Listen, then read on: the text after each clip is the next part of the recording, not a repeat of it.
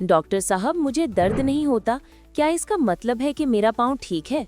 अच्छा, ये बहुत बड़ा मिथ है कि मरीज ये समझते हैं कि अगर उनको शुगर है और पाँव पे दर्द नहीं हो रही तो वो समझते हैं ये कुछ भी नहीं है, क्योंकि उनको ये समझना चाहिए कि ये शुगर है ना, ये सिर्फ नालियों को तंग नहीं पाँव को करती, वहाँ पे जो नर्व्स जा रही है, सांप का निजाम, उसको भी खा जाती है। उसे कहते हैं पेरिफेरल न्यूरोपैथी। तो वो जो पेन के एहसास होता है जो ब्रेन की तरफ जाता है, वो नर्व्स डैमेज हो चुकी होती है। जब नर्व्स डैमेज होती हैं तो वो, क्योंकि पैगाम जो पेन का वो तो वहाँ नर्व्स ट्रांसमिट करती हैं, तो वो वहाँ पे नर्व भी डैमेज होती है, तो उसने उसका मैसेज जो कन्वे नहीं होता, ट्रांसमिट ही नहीं होता, तो उनको तो पेन होती ही नहीं। उनको तो कट भी लगा दें पाँव के ऊपर तो उनको पता ही नहीं चलता, इसलिए तो उनको इंजरी ज्यादा होती है। जब चोट लगती है उनको एहसास ही नहीं होता, फिर चोट लगने के बाद इन्फेक्शन हो जाती है उसके अंदर। जब बैक्टीरिया चले जाते हैं तो वो पहले उनको न्यूरोपैथी थी, अब उनको इन्फेक्शन हो गई है। इन्फेक्शन पर शुगर में बहुत स्प्रेड करती है। उसकी रीजन ये होती है कि जो बॉडी का डिफेंस मैकेनिज्म है, सेल्स के अंदर, ब्लड सेल्स के अंदर न्यूट्रोफिल्स हैं, लिम्फोसाइट्स हैं, जो अपनी फौज है जिसने जरासीम को मारना होता है, वो शुगर की वजह से फौज ही डिफेक्टिव होती है। तो उनमें शुगर